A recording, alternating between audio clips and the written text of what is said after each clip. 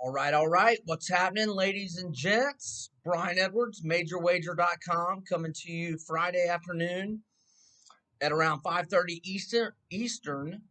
Let's talk some Week 10 college football bets and ball games. I have a write-up on Major Wagers homepage about why I like the Gators, so you can just read up on that, and I will skip over that one for this video. Arizona State plus 11 at USC. Bullish on the Sun Devils, who are 5-2 against the spread with 3 outright wins in 7 games as a road underdog during Herm Edwards' tenure, including a 38-35 win over the Trojans in their last trip to the Coliseum in 2018. During Herm's 26-game tenure, ASU has lost by, more than 11, which is a spread here, only once, and that was a 21-13 setback against 13th ranked Utah. Give me 2 last year, and USC only 6-10 against the spread its last 16 as a home favorite.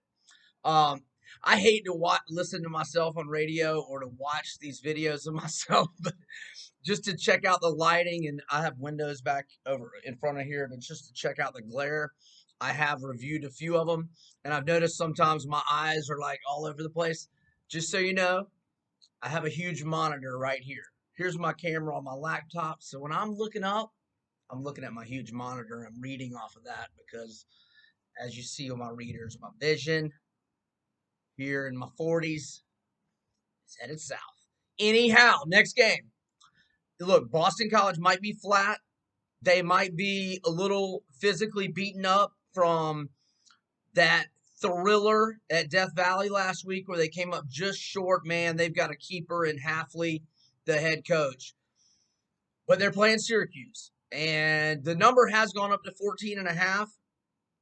I got it at 13.5. Maybe buy that hook to the key number of 14. Look, I totally anticipate BC coming out flat. I expect that, and yet I still expect them to cover. Ever since Eric Dungy left, man, Dino and Dungy, that combo has struggled without each other. With Dungy gone, Dino's only 6-13 straight up, 7-12 against the spread. Phil Dracovic, the Notre Dame transfer, BC quarterback, just having a hell of a year. 14-4 TDI&T ratio, 3 rushing touchdowns. Last 2 trips to the Carrier Dome, BC has won by scores of 58-27 and 42-14. Syracuse only 6-10 against the spread in 16 games as a home dog under Dino. And obviously, DeVito and Andre Cisco are out, 2 of Syracuse's best players. They've actually both been out for a while now. Syracuse only averaging 19 points per game, and during this current 4-game losing streak they're on right now, they've lost by margins of 24, 26, 17, and 14. I'm glad I told y'all about my eyes drifting off. Now I can just totally concentrate on the big screen. Okay, moving on. Just a 1,000,000% fade of Vandy.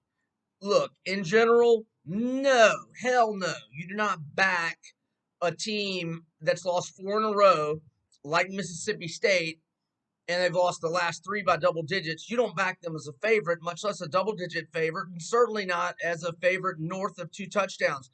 However, we throw all generalities out the window. I've said it 100 times. I love Derek Mason. Great guy, great enthusiasm. I want nothing but great things for Derek Mason. But this Vanderbilt team, and I'm about to make a really strong-ass statement, or like a strong-ass offer from Will Wade or a strong-ass statement. This is the worst Vanderbilt team in decades. It really is. In fact, in the last 3 games, all at home, all against LSU, South Carolina, and Ole Miss, a trio of teams who have a 6-10 combined record, they have gone to Nashville and between the 3 of them outscored the Commodores 136-35. Get right game for Mike Leach and company. KJ's out, but Will Rogers, the freshman, will start, and he can't play any worse than KJ has been playing since that record-setting day in Red Stick. Spillage. Sorry. Um, KJ threw for what, 623, SEC record at LSU, 5 touchdowns. Since that game, 1-8 TDI and T ratio, and then he got a bad concussion last week. Leach doesn't talk about injuries, but I don't see KJ playing anytime soon. Certainly not tomorrow. All right. Where are we at? We are at the 5.5 minute mark. Okay, one more pick, one more time, or let me squeeze one more in. How about Arkansas? It's down to +1 against Tennessee, but I like the Hogs outright. We've got the quarterback advantage. Okay, Garantano has been a 3-year starter, and Pruitt had to announce this week he's the starter this week. Felipe, good for Felipe, man. He's playing well. 3 touchdown passes, no interceptions. Also ran for 91 yards last week. Got me a backdoor cover at A&M. Felipe on the season, 66.0 completion percentage, 1,213 passing yards, 11-3 TDI and T ratio.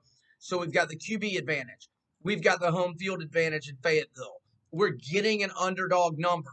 We know we got the coaching advantage, the DC, the OC advantage.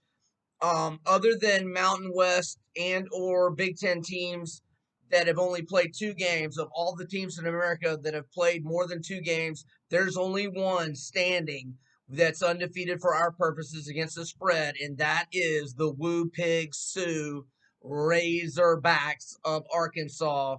And ever since Tennessee's on an 8-game winning streak, they have an epic goal line stand to end the first half in Athens between the hedges.